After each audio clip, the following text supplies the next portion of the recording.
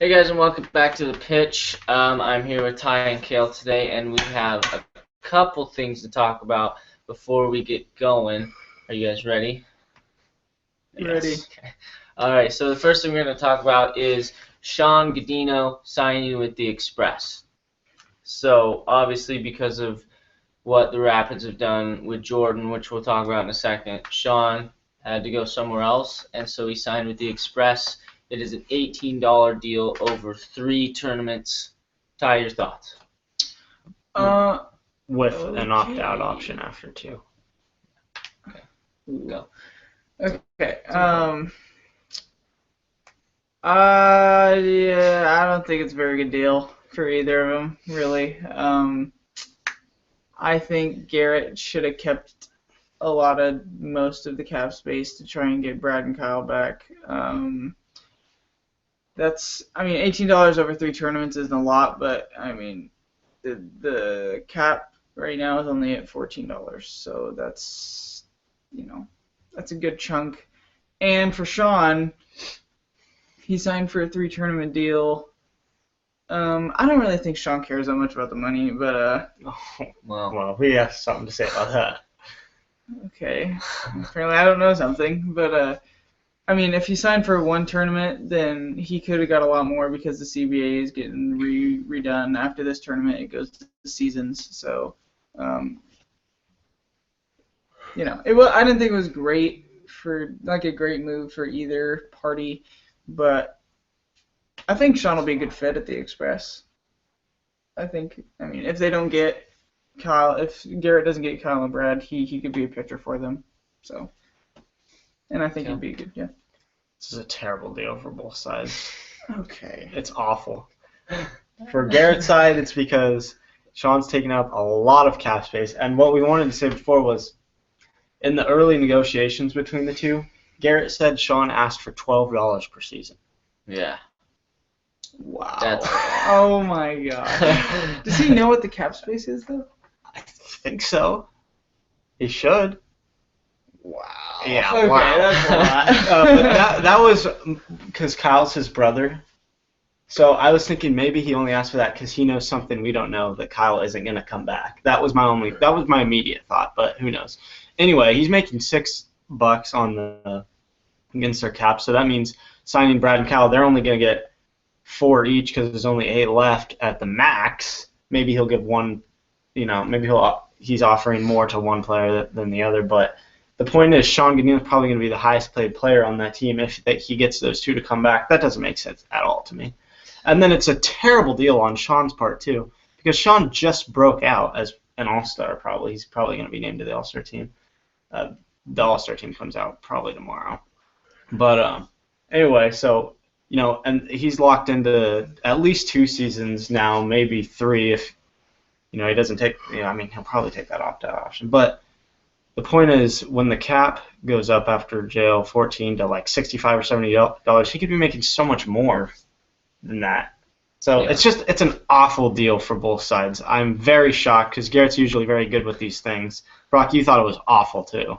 Yeah, well, I don't know if I'd go as far as you, but it was bad on both sides for basically everything you explained. The one thing I do want to say is, and you brought this up, was it might be that he went and got Shawn before seeing what the other 2 would do, just for insurance. Well, yeah. In case he loses those 2, which kind of makes sense, but still But you not could've enough to got- do that deal.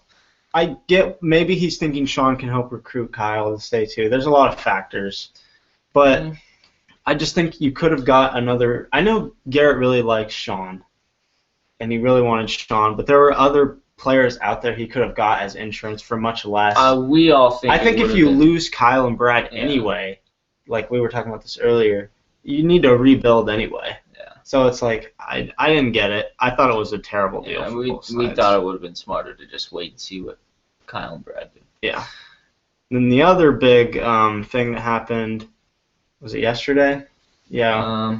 Was that you guys, the Rapids, got Jordan Halverson, and this is a very good deal for the Rapids. Another deal that I think is terrible for Jordan because he's locked in. Yeah. The deal is $24 over 3 seasons, so $8 per, which is a lot right now for a player. But when that CBA the new CBA comes in and it goes up to $65.70. $8 isn't going to be jack. It's going to be like Ty's smiling over here because he knows it. So Jordan, awful deal, man, and no opt-out options in it either. So he's I'll say in. this though.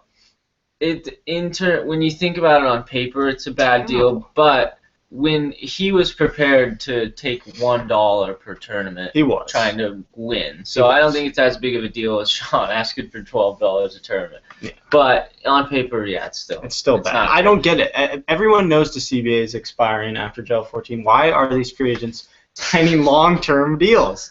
Why are people not signing one-season probably deals? loving it though. I know the owners are getting.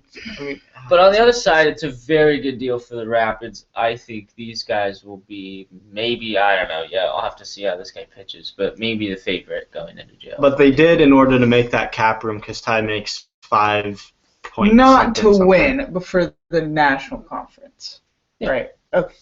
Just to clarify, Anyway, to make room on the cap against the cap for Jordan, they had, because it's only Ty and Jordan now, and they're taking up the entire cap space. Their contracts are, so they had to cut Kalen Pack, I still don't know how to say her last name, and Drew Schuffelmeyer from the team, so they're free agents now too. They're not huge names, but they're free agents. And then Shawn Godinho, he was hoping to re-sign with you guys, and Mom, the Rapids owner, Julie, she really liked Shawn, but when Jordan started, Jordan became a free agent after the Lynx kind of was like, well, Jordan's a better player and we need the batting, so it's just a business move basically. So they took. I have a question for Ty though, because Jordan was prepared to take little money.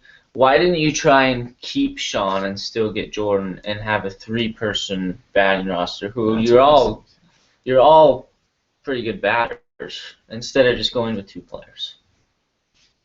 I think just me and more money was a little more of an incentive for Jordan. I mean, we got him for 3 tournaments. That's huge. Well, the other thing was, too, it's not like the Rapids were the only ones going after him. I know my team's owner, Drew, the Cobras, was making a hard push at him. I know the Express were talking to him a little bit. The Underdogs made him. There were like 6 different teams that contacted him and were in talks. Yeah, but it seemed like you guys didn't even try to keep Shawn around. It seemed like you were just like, oh, Jordan, okay, see ya, Shawn.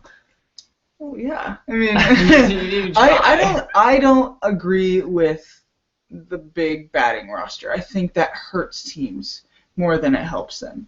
Because say you have like 3 or 4 batting, you might only get 1 bat per inning.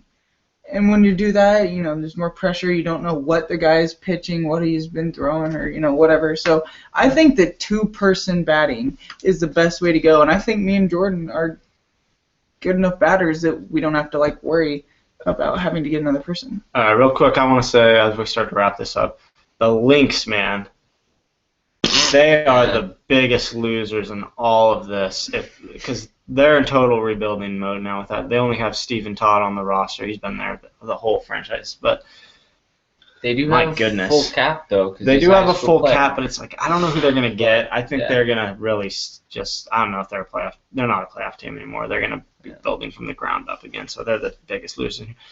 Is the Rapids the best place Halverson could have gone, and is the Express the best place that Shawn? Did they end up in the best places, the best fits? Well, for them? Shawn, yes, the Express I think is the best place for him. I think it's the best place for him to if they get Kyle and Brad back because it's such a good team. Obviously, it's a good fit. And number 2, and they need a fielder, and he can fill that role. Yeah. And number 2, even if they don't come back, basically the team's his, and he's the star. Yeah. And so I think that's the best place for him to go. For Jordan, I think the Rapids were the best place for him to go because I think he wants to play a lot, and I think he still wouldn't mind pitching, maybe a game or so. But a close one would have been you guys because I think you guys would have been really good with him. Yeah. But I think the Rapids were still probably the best place. All right, I think that wraps it up. Okay. We'll see. There's a lot more free agents out there that are going to be signed still. Who are the free agents? Let's explain who's. Explain who's. Well, the big names, we won't get into all of them, but the biggest names still left are obviously Kyle Brad, and then Nate, and then Jacob Braun and Lane Traver. Those I'd say are the top names still out there. And they've actually all have been talked to Yeah, especially Lane has been contacted. We Yeah. know by a by a couple. couple teams. He's waiting to see if the Bambinos are gonna try Yeah. to get him because that's where he really wants to be. But Bambinos doesn't sound like they're really making anything for him. And I guess his second, they're the team that he's most interested after that. If the Bambinos don't end up getting him, is the Mafia. So we'll see how all those things shake out. All right, that is it. Thanks for watching, and we'll see you later.